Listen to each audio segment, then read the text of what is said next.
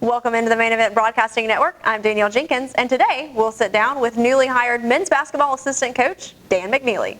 Well, Coach McNeely, we appreciate you joining us here. We're glad to have you here at Piedmont. Thanks for joining us here on the network. Well, thanks for having me. Well, let's get to know you a little bit better so that fans at home can kind of get an idea of who you are and where you come from. You, of course, were a Division III athlete yourself, playing at Wittenberg University in Ohio. Also a member of the 2005-2006 NCAA Division III National Runner-Up team. Tell us a little bit about your collegiate experience as a Division III athlete and making that run to that title game.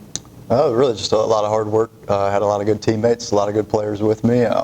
Wasn't necessarily anything I did. It was more the coaches and the guys that were surrounding me, but it was just a great experience to play on the national level, to be on TV and all that fun stuff that players dream about. So it was a fun experience. Absolutely. Now, you moved after college into doing a little bit of high school coaching as well, and then took a job in an athletic department outside of the coaching role, but kind of more of an administrative type role.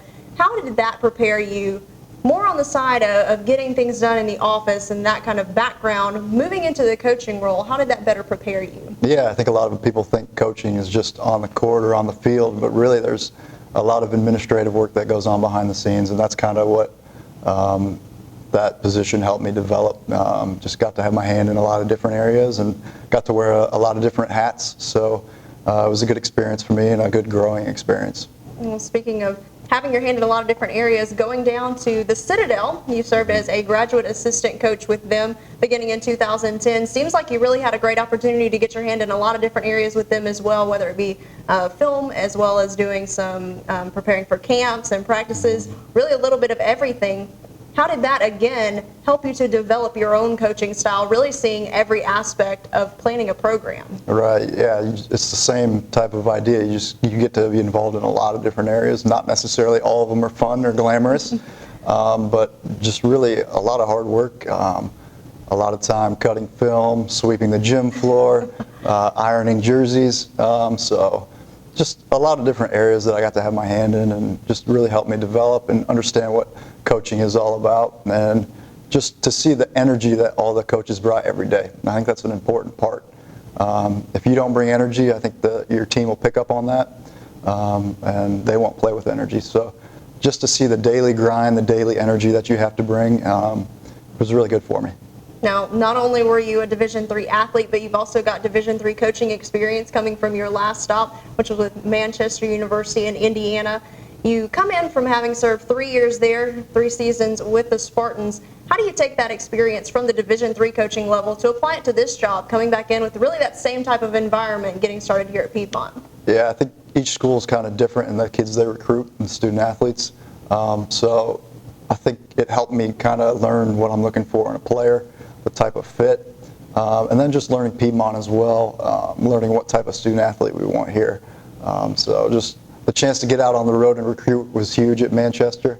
I'm grateful that I got to do that, and that's going to only help me here at Piedmont.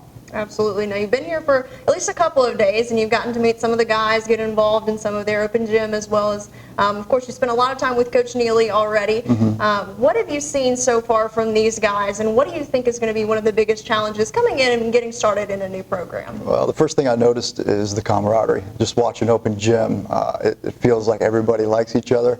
I'm not sure that's the case on every team.